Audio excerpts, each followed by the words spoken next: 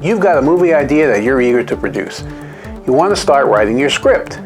But where do you start? Despite today's huge film budgets, special effects, and stunts, a good script relies on great dialogue. Learning how to write dialogue is not easy. You've written a pretty good script, but you know that it could be great. Could writing better dialogue in your screenplay be that missing piece? If so, how do you do it? Hang on to the end of this video because I'm going to review 23 tips to write better dialogue so your next screenplay kickstarts your filmmaking career. Hi, I'm Jim Costa.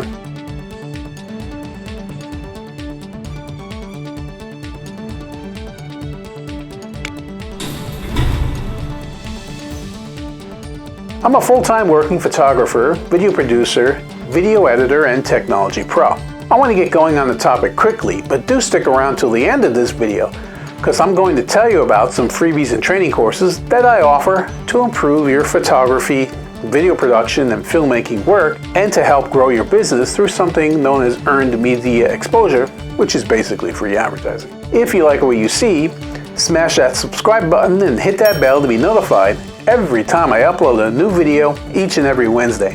And remember, I welcome your comments, questions, and more on all of my videos. So, you want to know how to write dialogue, but many of the screenwriting tips you get are too broad, less specific, and feel a bit hollow. Well, my first tip, learning how to write a screenplay, starts with writing action lines, transitions, and compelling characters before writing even one word of dialogue. If your goal is to learn how to write a screenplay, the first screenwriting tip that you need to know is to create a writing workflow that ends with writing dialogue last. If you follow these steps in order, your scripts will show producers that you know how to write great dialogue, and you'll be a better screenwriter overall. So let's get into my screenwriting tips for writing better dialogue. Tip number 2 is to gather useful research. Ever hear someone say, write what you know? Everyone has, because it's nice, safe advice. You can look at it in two ways. They either think that you should lace in elements from your own experiences into your characters and plot, which is the kind route, or they think you don't do your research and don't know what you're talking about. If you want to write a detective thriller, you want to reach out to retired detectives. Watch great detective films and documentaries, or read biographies on detectives and FBI agents and so forth. People love to learn from films, so do some heavy research on a specific topic and then use what you learned to entertain others. A lack of research will sap the willing suspension of disbelief from the audience, and you'll lose them and they won't like the story you're telling.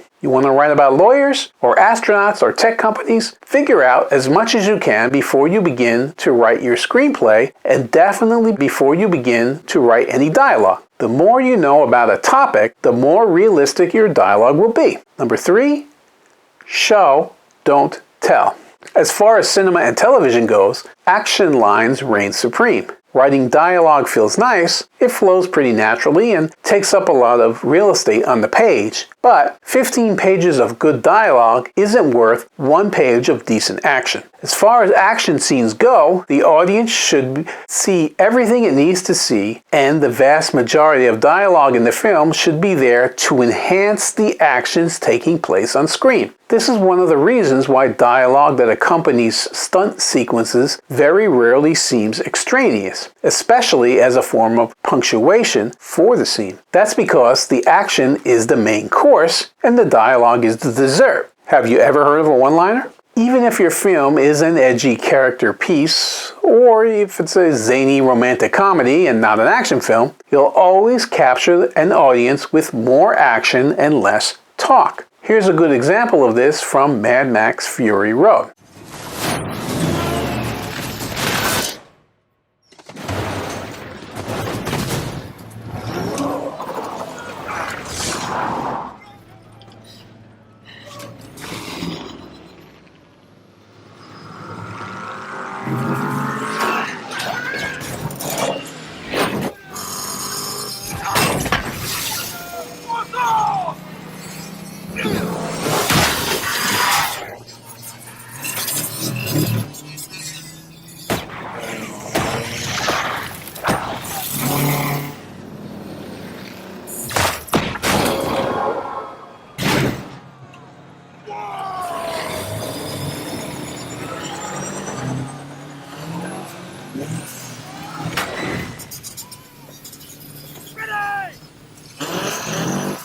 Number 4, use an outsider for exposition. One of the best tips for learning how to write dialogue is to use an outsider. By using an outsider to introduce information, you create a feeling of legitimacy, as though the information you hope to convey is common knowledge. Here is a good dialogue example. Instead of having your character say, "I avoid conflict," have another character say, "I know you like Joe, but he really isn't the conflict resolution type." Here's an example of an outsider introducing info in the film The Big Lebowski. In this case, Brandt has the pleasure of giving the dude a tour of Lebowski's office.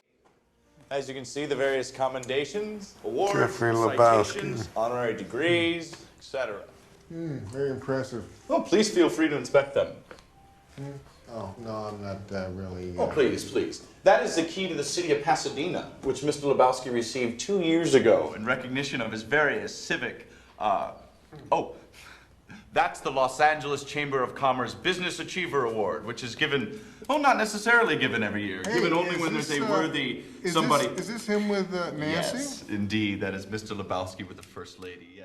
In this particular case, the Coen brothers not only know how to write a screenplay, but they also know how to write dialogue that enhances their scene. You could go through every Coen brother film and find great dialogue examples that follow just about every screenwriting tip that I give you in this video. Number 5, write between the lines. Often, the best dialogue occurs when a character avoids the truth. This doesn't mean they have to lie or deceive, but they can't be on the level all the time either. This is especially true when your character is in a compromising situation, which should be quite often, since that often makes for a great scene. Think about the dialogue that you hear in this scene from Breaking Bad.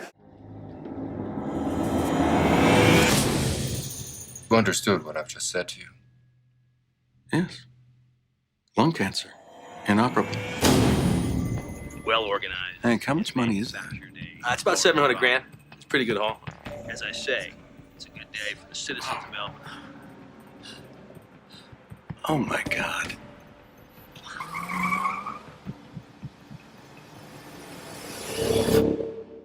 You know the business. And I know the chemistry. How many times did Walter White say the opposite of what he was actually thinking? Whenever the viewer has prior knowledge of something, it can be especially interesting or even funny to see someone lie or misrepresent their true feelings. You know why? Because we get to be in on the joke. You're not just learning how to write dialogue, but rather how to create a scene with layers that your dialogue can exploit. A lot of television benefits from between the lines dialogue because these shows have to write dozens of episodes rather than a single 100+ page script. Number 6, develop a complete character. When learning how to write dialogue in your screenplay, you need to ask yourself how people operate in their daily lives based on their mood. I doubt you are a one-dimensional human being. I know I'm not. You've been kind and you've been a jerk, and maybe even both on the same day. Your characters should be just as complex, but it's important not to have huge shifts in their attitudes in a short amount of time. Your hero can be a grouch, like John Creasy in Man on Fire, and your villain can be polite like Hans Landa in Inglourious Basterds. Check out how Quentin Tarantino writes dialogue in this scene. Wie auch immer. Ich fürchte, als Sicherheitschef dieses freudigen deutschen Ereignisses muss ich ein paar Worte mit Mademoiselle Mimieux wechseln. Was für Worte? Das hat ja verdächtig geklungen wie ein Schütze, der den Befehl eines Standartenführers in Frage stellt. Oder bin ich da jetzt nur sensibel? Nichts läge mir ferner, Herr Standartenführer. Ihre Autorität steht außer Frage. Aber Ihnen eilt ein Ruf voraus. Müssen Mademoiselle Mimieux oder ich uns Sorgen machen? Hans, der Junge war jetzt nicht böse. Er hat sich verkauft in die Kleine. Und er hat recht. Ihr Ruf eilt ihm voraus. Keine Sorge, ihr zwei. Als Sicherheitschef muss ich einfach mit der Besitzerin des möglichen neuen Veranstaltungsortes ein bisschen plaudern.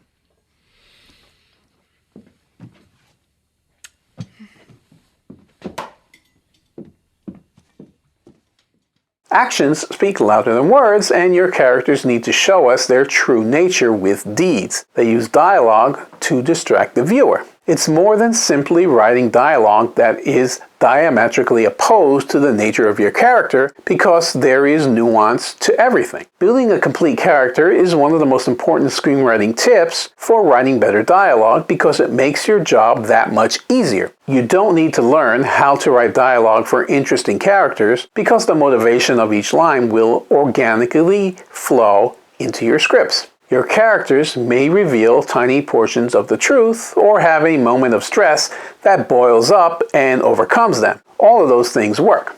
Number 7, give characters a unique voice.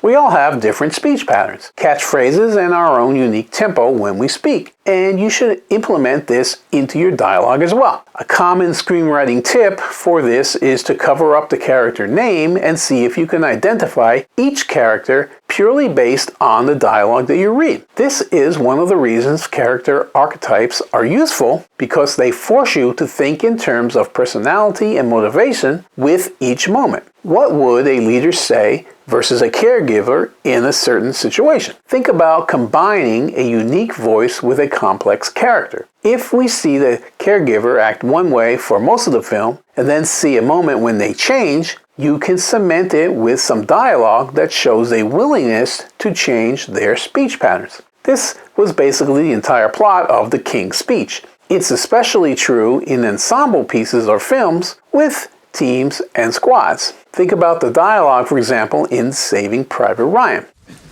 You want to explain the math of this to me? I mean, where's the sense of risking the lives of the 8 of us to save one guy? 20 degrees. Anybody want to answer that? Drive it. Think about the poor bastard's mother. Hey, Doc, I got a mother, all right? I mean, you got a mother, Sarge has got a mother. I mean, shit, I bet even the captain's got a mother. Well, maybe not the captain, but the rest of us got mothers. There's not a reason why, there's but to do and die. What the fuck is that supposed to mean, Corporal, huh? We're all supposed to die, is that it? Papa's talking about our duty as soldiers. Yes, sir. We all have orders and we have to follow them. That supersedes everything, including your mother's. Number 8, avoid redundancy and definitely don't say the same thing twice. A film or show is a train on the tracks. We don't reverse unless there is new information to be had. So once you've said or shown something, move on. We get it. Make it work with just one line. Number 9, stretch important information out. Just because you have important information that you need to convey to your viewer doesn't mean you have to show all your cards right away. Make the viewer work for it. Lead the viewer with little breadcrumbs. See an example of writing breadcrumb dialogue in this scene. After fighting, everything else in your life got the volume turned down. What? You could deal with anything. You finished those reports?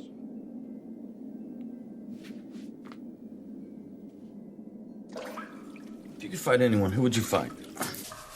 Fight my boss, probably. Really? Yeah, why? Who would you fight? Fight my dad. I don't know my dad. I mean, I know him, but he left when I was like 6 years old, married this other woman, had some other kids. He like did this every 6 years. He goes to a new city and starts a new family. Fucker setting up franchises. My dad never went to college, so it's real important that I go. That sounds familiar. So I graduate, I call him up long distance. I said, Dad, now what? He says, get a job. Same here. Now I'm 25. Make my yearly call again. Say, Dad, now what? He says, I don't know. Get married.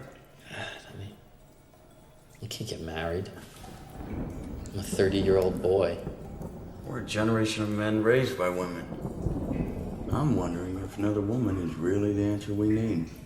This scene gives you little hints about the relationship between these two characters while also giving you some backstory. When you go back and watch Fight Club, you will see these moments laced throughout the script, and they work really well on their own. When you give information to the viewer in single servings, you can stretch the effectiveness of your ultimate point. Fight Club might have some of the best single-serving dialogue in a film that has ever been written. Number 10, show us the interesting stuff.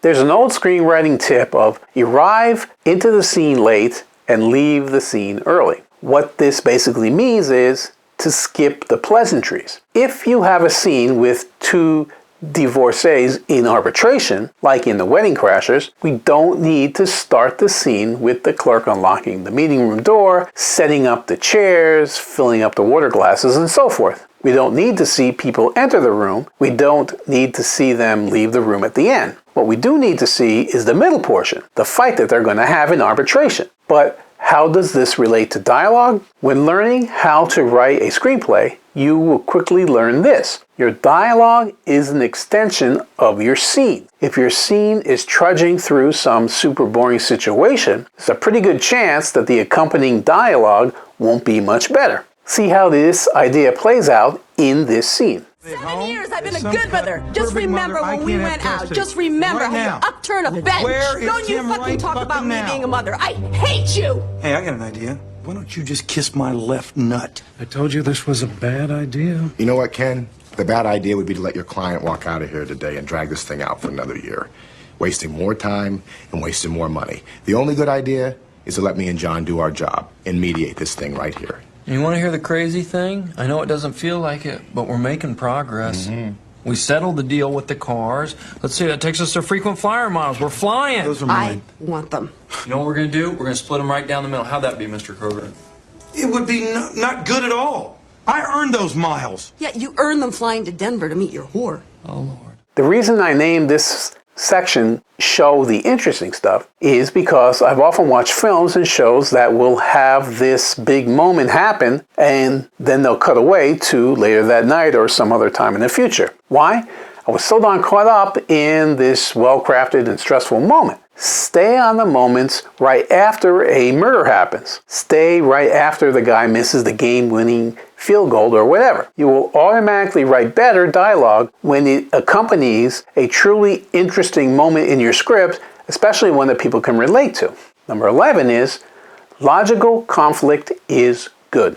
People will say conflict is good in scripts, but I kind of disagree with that. Logical conflict, however, is good in scripts. In fact, it is baked into the cake. Conflict is also different than arguing. Take the film Adaptation, for example. Charlie and Donald are very rarely arguing, but there is a sense of conflict. One is a struggling professional screenwriter, and the other is a fresh screenwriter who seems to be inspired at every turn. We know Charlie doesn't want to hear his brother's excitement, but he also loves his brother and doesn't want to take the wind out of his sails. Charlie wouldn't want someone to do that to him, and this makes the dialogue writing process so much more simpler, logical, and interesting. Want to know how to write better dialogue? Build logical conflict. Check out the scene below to see what I mean.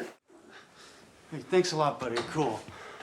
Okay, there's a serial killer, right?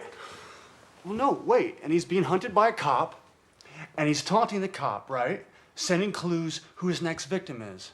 He's already holding her hostage in his creepy basement. So the cop gets obsessed with figuring out her identity, and in the process, falls in love with her, even though he's never even met her. She becomes like the unattainable, like the Holy Grail. It's a little obvious, don't you think? Okay, but here's the twist. We find out that the killer really suffers from multiple personality disorder, right? See, he's actually really the cop and the girl. All of them are him. Isn't that fucked up? The only idea more overused than serial killers is multiple personality. On top of that, you explore the notion that cop and criminal are really two aspects of the same person. See every cop movie ever made for other examples of this. Mom called it psychologically taught. The other thing is, there's no way to write this. Did you consider that? I mean, how could you have somebody held prisoner in a basement and working in a police station at the same time? Trick photography. Okay, that's not what I'm asking. Listen closely. What I'm asking is, in the reality of this movie, where there's only one character, right? Okay? How could you... What exactly would... I agree with Mom. Very taut. Sybil meets, I don't know, Dress to Kill. Cool. I really like Dress to Kill.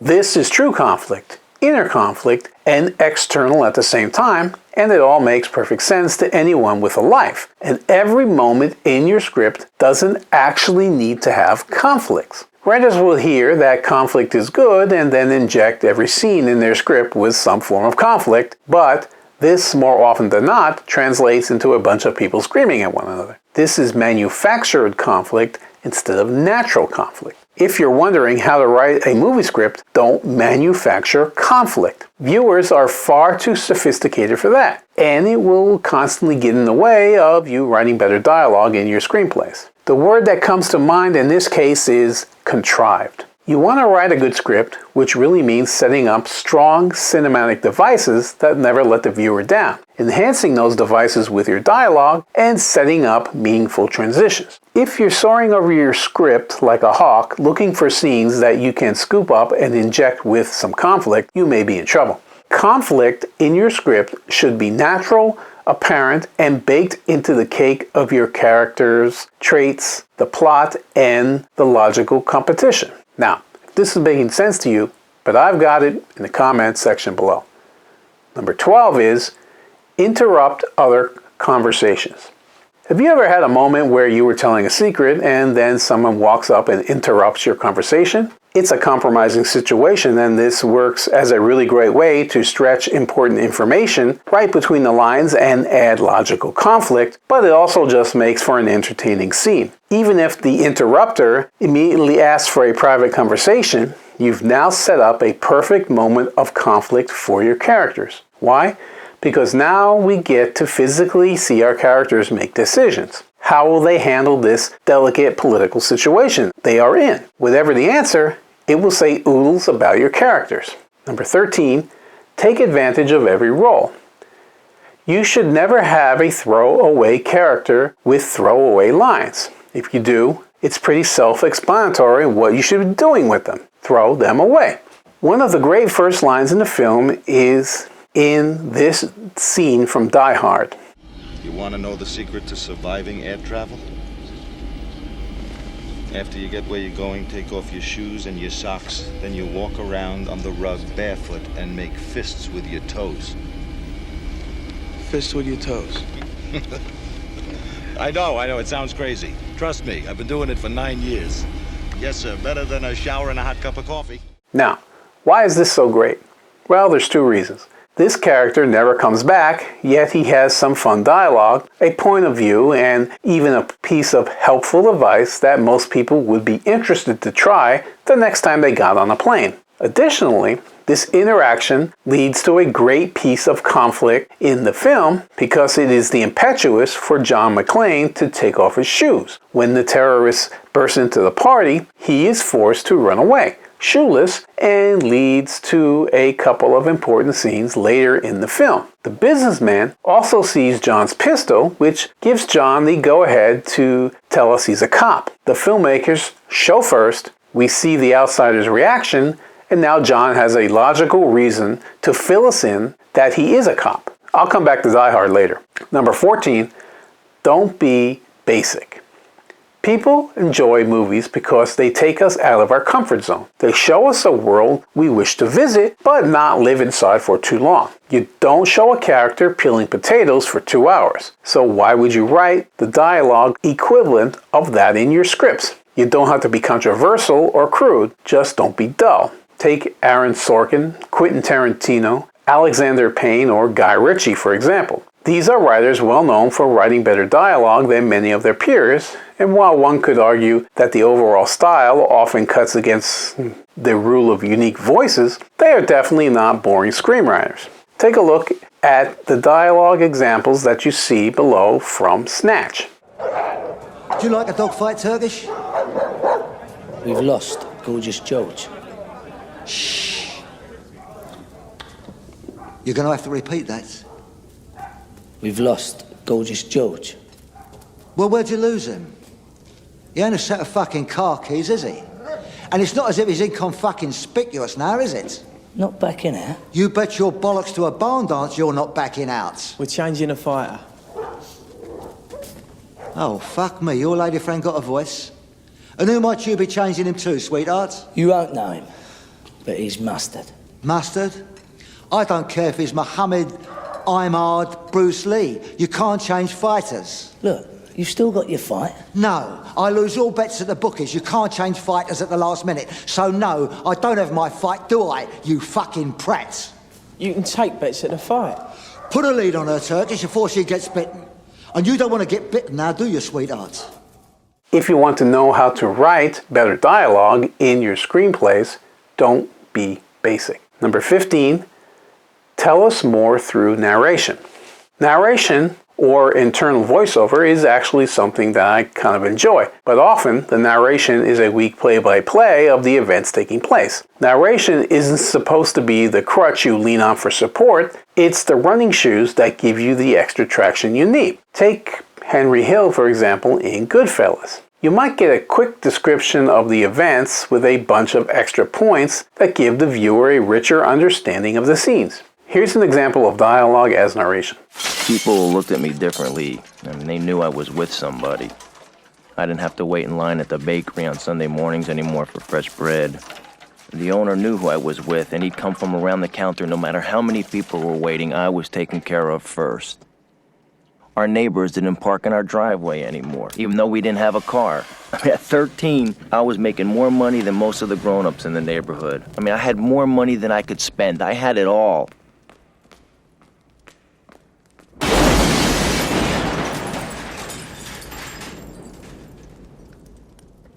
One day some of the kids from the neighborhood carried my mother's groceries all the way home. You know why? It was out of respect. Unless narration makes the scene significantly better, you probably don't need it in your scene. Number 16, make your actors happy. When writing dialogue in a story, it will help to think about the actors. Actors love good story dialogue for a number of reasons, but the main one is that auditions very rarely have actors carrying out actions. Instead, they're in a small room reading dialogue. This is how actors rehearse with one another. They study dialogue examples or find writers who already know how to write dialogue and take those scenes and run lines until they feel good about their performance. When you give your actors fun lines, they will be happy. Now, does this mean you should sacrifice story over style? No, of course not. But if you're going to get a good performance, chances are it makes the story better. Tell me the scene below from There Will Be Blood doesn't have some great movie dialogue.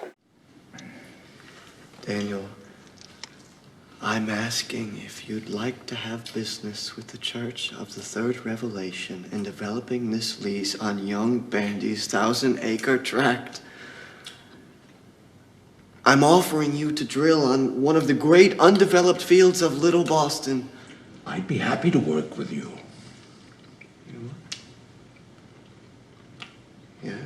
Yes, of course, that's wonderful. But there is one condition for this work. All right. I'd like you to tell me that you were a false prophet.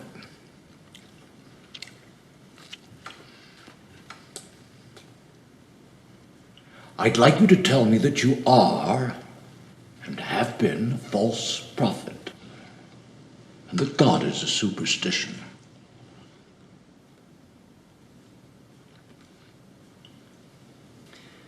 But that's a lie. It's a lie. I cannot say it.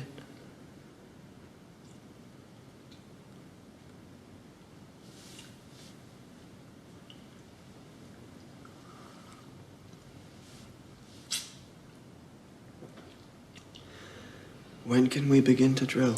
Very soon. How long will it take to bring in the well? It shouldn't take long. I would like a $100,000 signing bonus plus the $5 that is owed to me with interest. That's only fair.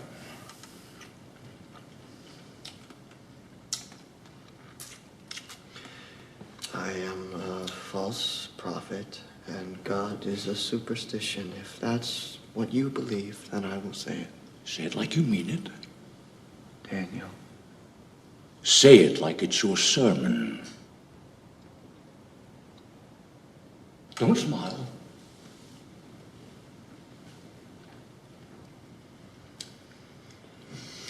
I am a false prophet. God is a superstition. Why don't you stand up? Put your glass down.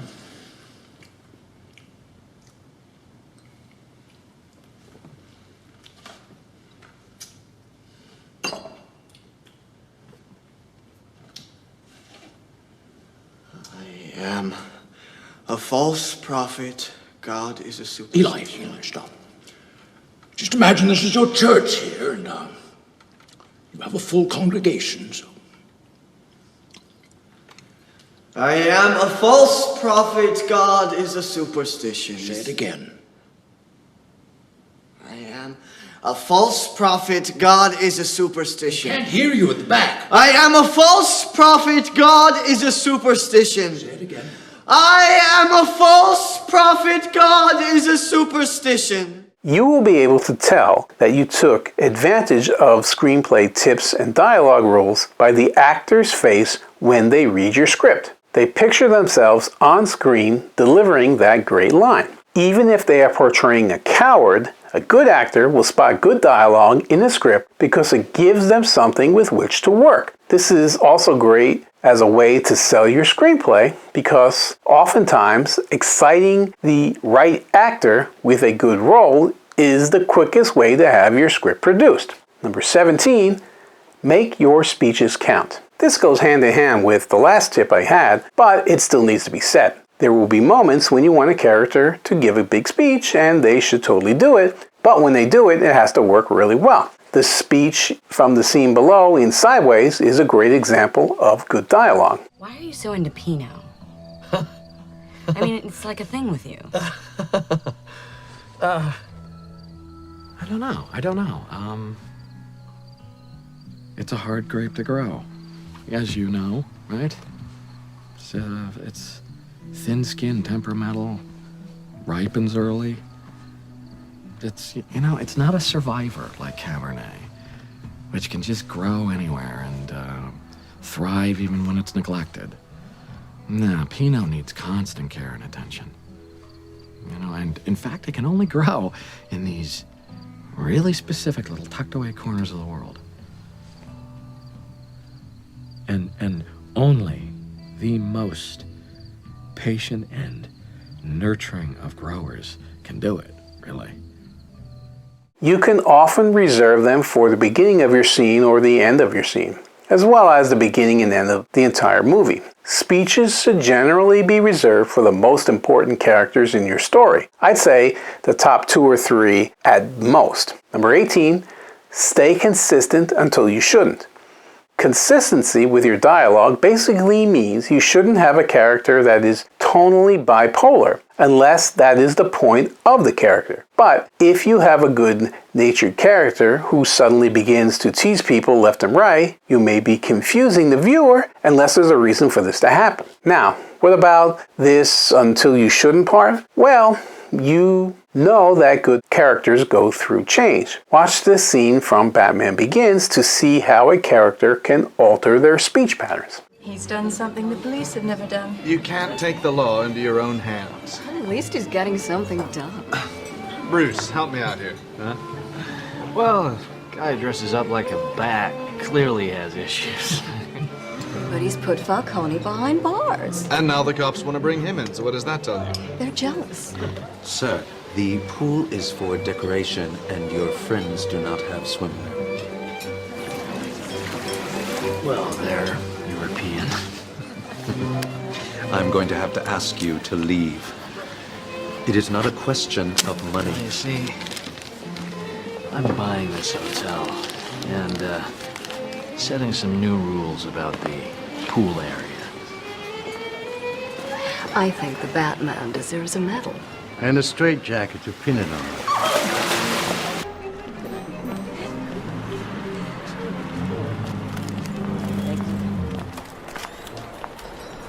Bruce? Rachel? I'd heard you were back. What are you doing? Just swimming.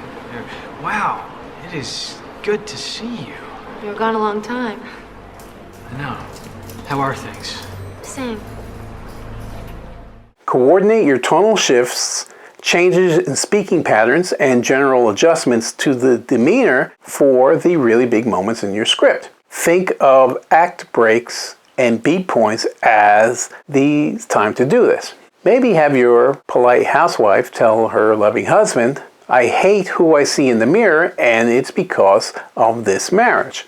Well, that is quite a unique shift from what you had in the story before. So big, in fact, that it might change the entire trajectory of the story. So think about that when you're writing. Number 19, use foreshadowing and callbacks. Earlier, I said I'd bring back the Die Hard example, and I wasn't joking. That's because it's a great example of a callback, referring to something earlier and then coming back to it later on. Let's watch how the dialogue from the earlier scene set up this moment.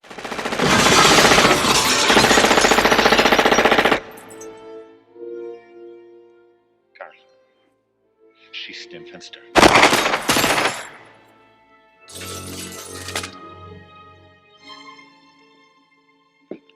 Shoot the glass.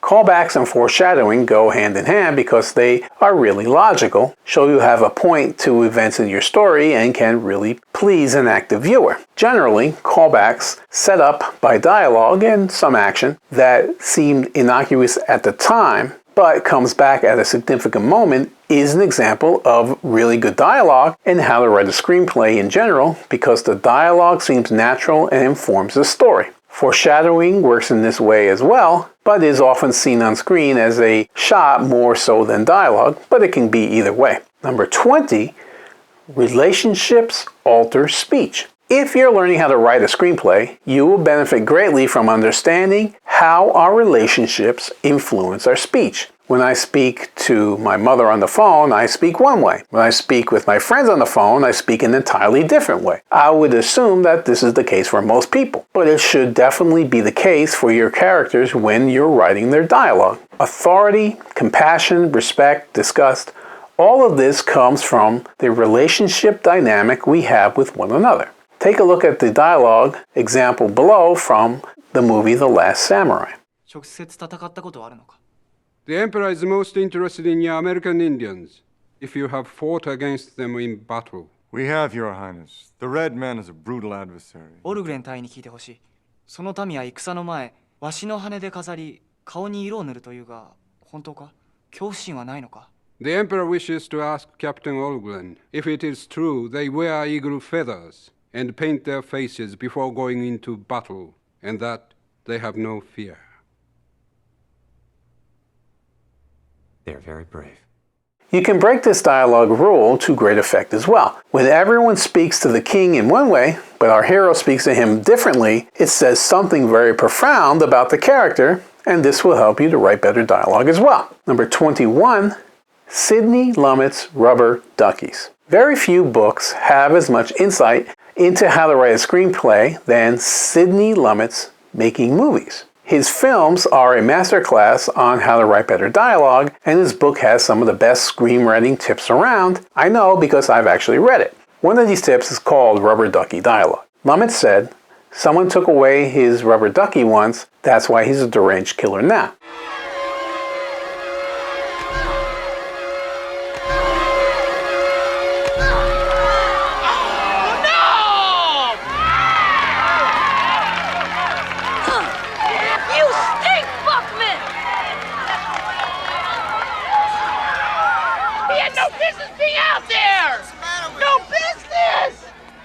No!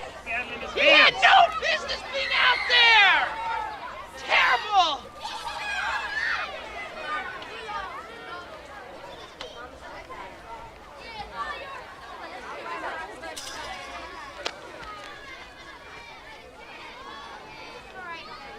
me play second base!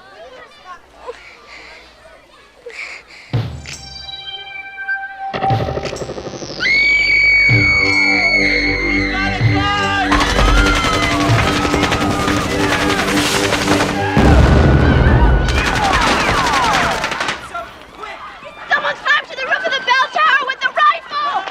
It's Kevin Buckland! His father totally screwed him up! What's he yelling? You made me play second base!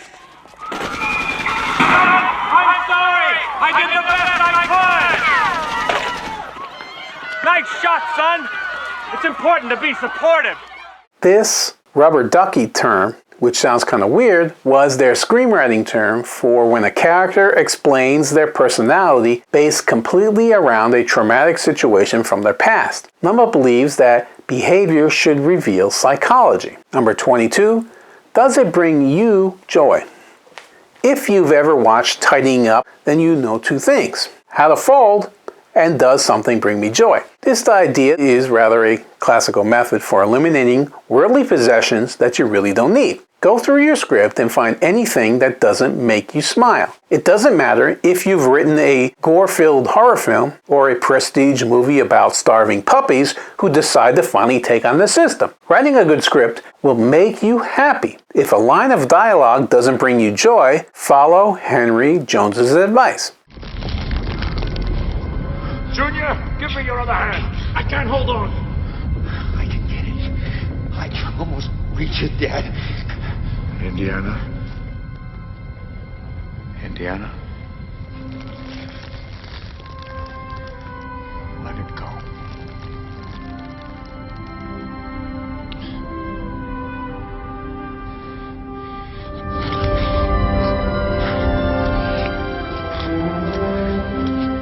Number 23, finally, read your script out loud.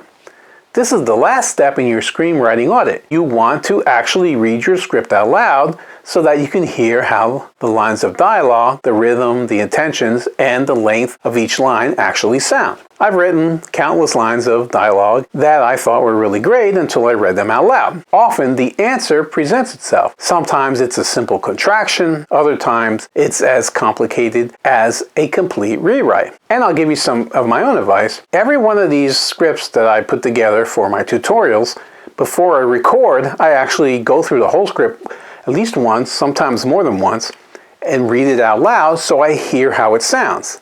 And a lot of times I do that and I realize things didn't translate the way I had them in my mind to when I speak them out loud. So I changed the script based on that.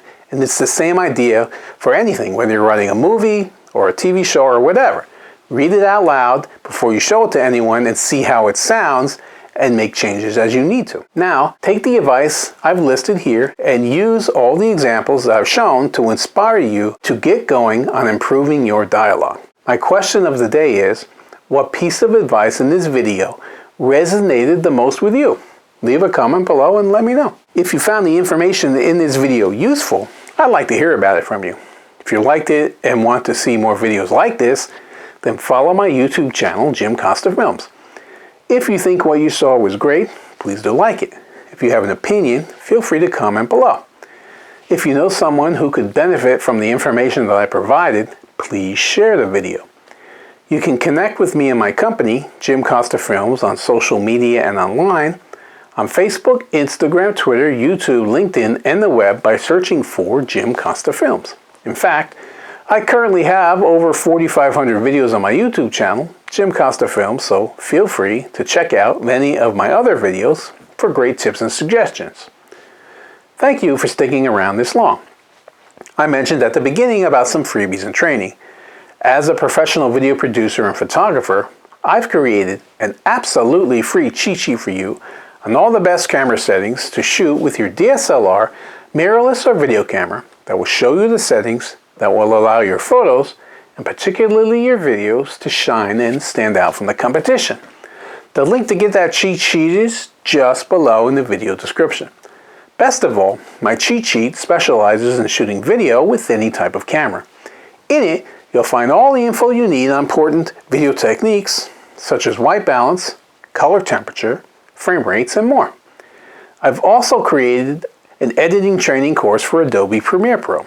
My Quick Start training is designed to get you up and editing video in under 2 hours and includes over 100 tips, tricks, and keyboard shortcuts for video editors that get you started in the program and makes your workflow go much faster.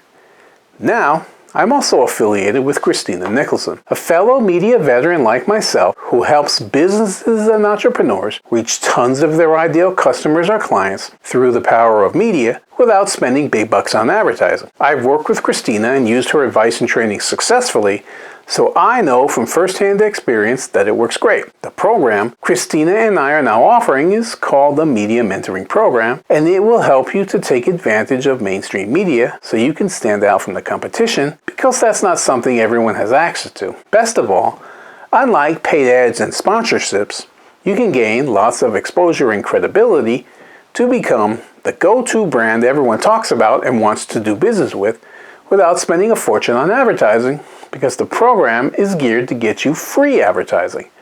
I'll link to those cheat sheets and training courses in the description below as well. There's videos on both courses that will give you an overview of how they can help you, as well as links to get more information. You can help to support my channel by purchasing my training courses, requesting my free downloads, or by hiring me to shoot and edit for you. Remember, I've also done other videos on filmmaking and video production, and others on script writing tips as well, and I'll link to those in the video description below as well. Finally, if you follow me for a while now, you know that I have a private community of photographers, videographers, and filmmakers, just like you, on Facebook, where I share other pro tips and tricks. It's called Video Producers and Content Creators. I love new members who want to share their work, learn from others, and also help others based on their own skills and experience. The group is private and only for people in the filmmaking, video production, and photography industries that I personally work in myself. It's not a public group like my Facebook page that I talked about earlier. That's a public page and anyone can see that because I want them to see my business. You'll find a link to that group in the description below, so feel free to join it where you can learn even more.